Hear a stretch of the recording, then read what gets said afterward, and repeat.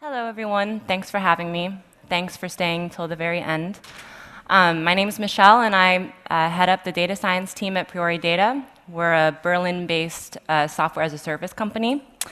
And today I'm going to talk about how we use BigQuery to scale our business and how our use case has developed over time. So first, a little bit of background on us. We're a Berlin-based company, and we sell mobile app market intelligence. Our core product is something we call Priori Data Pro. It's kind of like a Bloomberg for apps and offers many different views for visualizing app market trends and tracking app data, basically. We predict revenue and downloads for every single app in the 2 largest app stores. And our models rely on basically data that we scrape directly from the app stores, as well as information that is shared with us by our publisher partners, app publishers who agree to share their data with us. And our models capitalize on this relationship between top chart rank and app performance. There's 2 ways to get access to our data, and I'm just going to underline one of them right now, which is that if you're an app publisher, you can actually get free access to our platform if you're willing to share your information with us. OK, so now I'm just going to jump in and talk a little bit about where we started as a company and when BigQuery began to play a role. So this is actually a screenshot of our very first online product. There's actually no app-level information in here. It's all category-level aggregates. And this is actually, it was the first online manifestation of our data, and it was based on a PowerPoint presentation that I used to send around to one of our very first publisher partners. So as you can see, we've come a long way since then. Priori Data, this is a very early screenshot of Priori Data Pro. And I'm just going to talk a little bit about the infrastructure. So I don't know if you can see very well from the screenshot, but back then, we used to only show aggregated monthly download estimates. We would update the data in the platform around once a month, and the time period in the platform was static. So that meant that once we had a new data import, you couldn't go back and see what data last month looked like. In addition, we weren't doing any of the data collection or modeling ourselves. We were actually licensing all of this from an external source. And all of our data back then was stored in Microsoft SQL Server. So we realized that in order to meet our customers' needs, the demands for more accuracy, the demands for more granularity in our app data, we would need to up our game. But we were already experiencing some issues, some scaling issues with Microsoft SQL Server. The data storage costs were getting prohibitively expensive because we were paying to store all of this information to keep the servers online, even if we weren't using the data. In addition, the queries would take a really long time to run. I remember that the monthly update of the data used to take 2 full days to import a month's worth of monthly aggregated estimates. Server maintenance overhead was getting a little bit out of control. We had to maintain indexes. You had to know ahead of time the data that you were going to query in order to optimize the indexes, and we didn't always know what that was. And there was no out-of-the-box distributed computing, so there was no easy way to address this problem, essentially. So enter BigQuery. So on this slide, I'm just going to explain a little bit about what BigQuery is, in case people here don't know what it is. It's a data storage and processing system that's powered by Google's infrastructure, and it's actually the external implementation of something that's been a core technology for Google for a while called Dremel. And this is just a screenshot of what the BigQuery web UI looks like. So as you can see, you can write queries in there like pretty standard looking SQL syntax, and all the tables are on the left-hand panel. So some key features of BigQuery. First of all, it's cloud-based. So that means that you have to upload your data by CSVs to cloud storage in order to query it, and you can also export it to cloud storage. It's capable of doing interactive or batch queries. So with interactive queries, BigQuery basically mimics real-time behavior by you type in a query, and it submits the job and tries to run it as soon as possible instead of waiting until resources free up. It's continuously asking the distributed system, checking the status of the query until it's able to retrieve a result. Also, it has an SQL-like language. It's not like standard relational database SQL. There are some differences. It's actually more nuanced, I would say, or there are a lot of cool features in the SQL language that I guess aren't really available for MS SQL Server, for example. You can access BigQuery via an open API or the web interface, which I showed on the previous slide. And it's pretty fast, even with big data sets. You can query petabytes in a matter of seconds. So just to go over again what we initially wanted to solve, from a process perspective, we wanted to take full ownership over all the data scraping, all the modeling, and all the storage. From a feature perspective, we also wanted to move to daily granularity for all of our estimates, and we wanted to enable the user to have multi-period selection, arbitrary multi-period selection, and the ability to view historical trends in the platform. We also wanted to have more frequent data updates. So what this basically boils down to is we needed to be able to store a whole bunch more data and be able to query it in a reasonable amount of time. So so we ended up going with BigQuery, obviously. That's the topic of this chat. And the reason that we went with BigQuery is, well, we had a number of reasons. The first one is that it's relatively inexpensive, and that unlike with Microsoft SQL Server, where you have to pay to keep servers online, you pay a very small fraction for storage. You don't have to pay for uploading or exporting data, and you're basically only paying for what you use. So for queries, you're billed on a per byte, basically.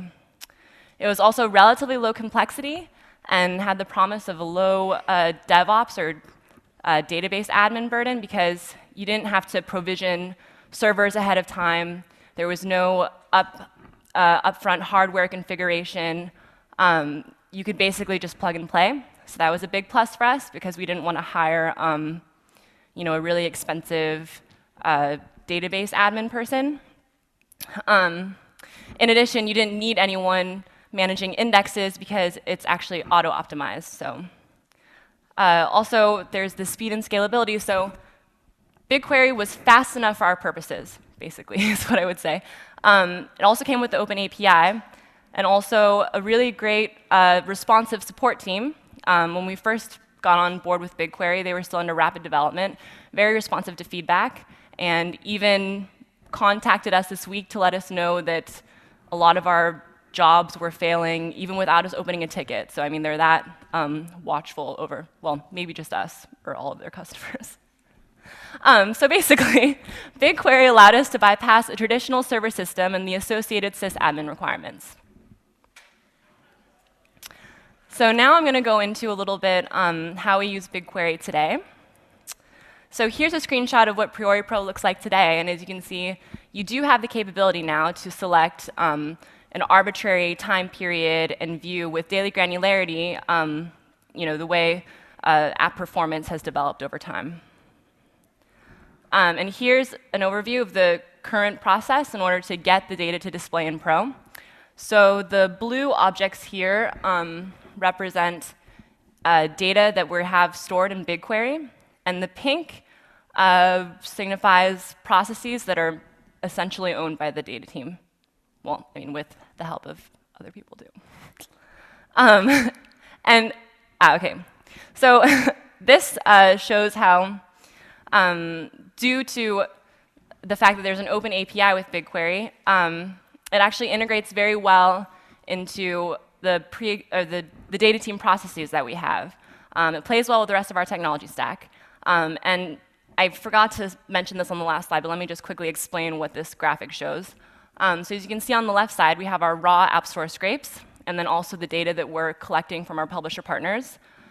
These two are inputs into our data modeling process, which then spits out estimates, which then, along with the raw metadata scrapes, are fed into the data pipeline, which is essentially a query runner or just a series of transformative queries. Those generate export tables that are then checked one last time to make sure that nothing looks funky, sanitized one last time if necessary, and then taken into our ETL process before being spit out into the database that our web app sits on top of.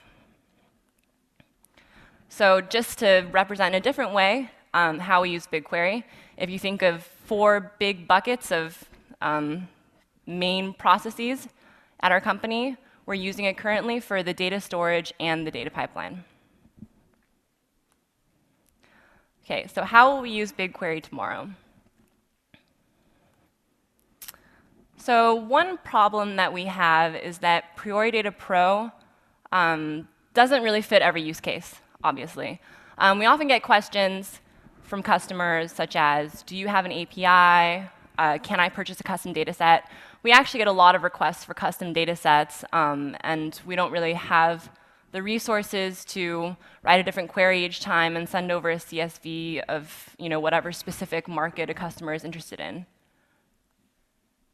But essentially what all these customers are asking for is they want a customizable feed of our data that they can hook up into their own platforms, or that they can build their own stuff on top of.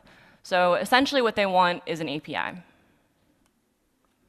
The problem is that we're a small company, and like any other startup, we have strained dev resources, and we have so many other things that we want to accomplish. So really for us, directing a bunch of dev team resources over to an API would come with an opportunity cost. But there might be a way for BigQuery to help us come up with an interim solution that maybe wouldn't require so much development effort. So I'm going to talk about two different possibilities that we've been thinking of that utilize BigQuery. The first one is I'm going to call BigQuery as a service, and the second one can be referred to as the poor man's API. And I'll explain what these are in the next few slides. So, OK, in this first one, BigQuery as a service, essentially on top of our data layer, which is at the very bottom, so that's our rank scrapes, the metadata scrapes, and our estimates, we would have a series of tables that represent different slices of our data. So for example, revenue in the US. And we would be able to generate data sets like this, or like iOS revenue, last 90 days in the Asian markets. Maybe that's too small to read. And then each of our customers would own their own BigQuery account, and we would be able to give that account query access or read access to tables that are based in our project, so the tables that are in the Priori Data custom datasets project. So the great thing, and that's the great thing about the way that projects work for BigQuery, is that we don't have to copy a bunch of data over from our project into the projects of each of these different customers. We can actually just give them read permission to.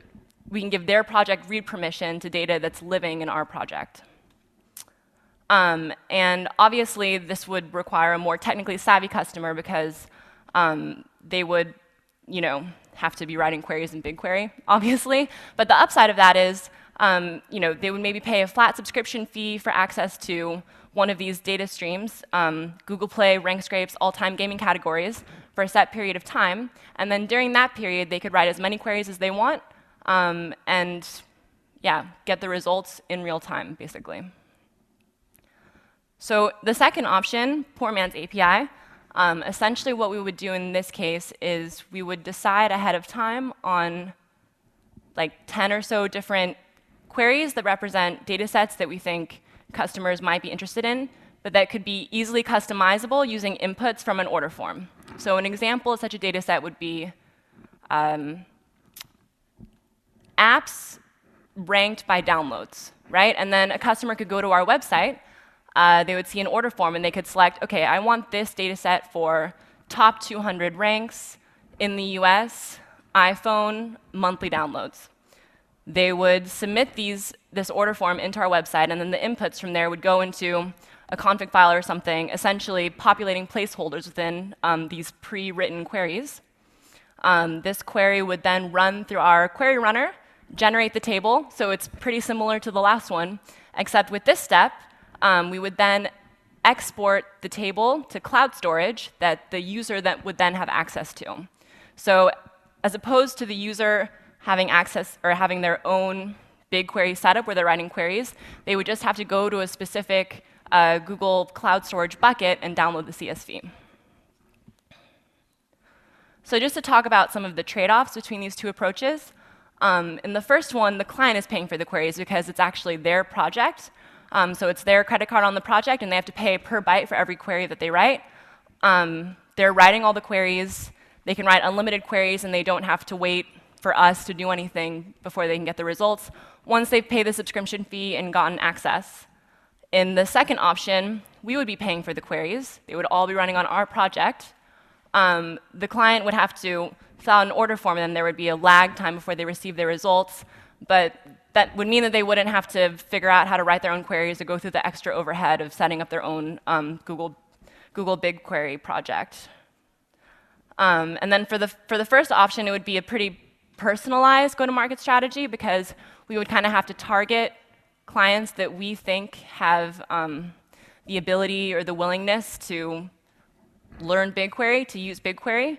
Whereas with the second one, it would be pretty automated. We would essentially have a page on our website where people could go and say, I want this data set, and then fill out the order form.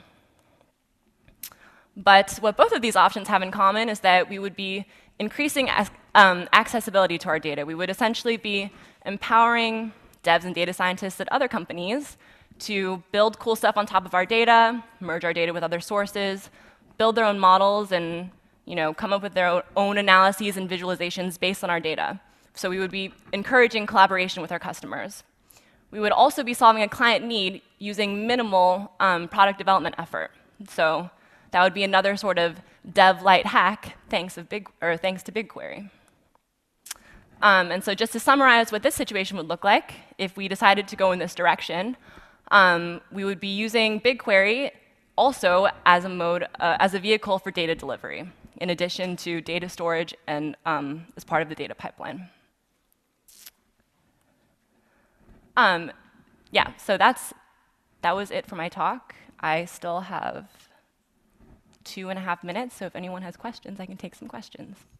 Does anyone have questions? No? Okay. In which case, thank you very much for sharing your presentation. Thank you.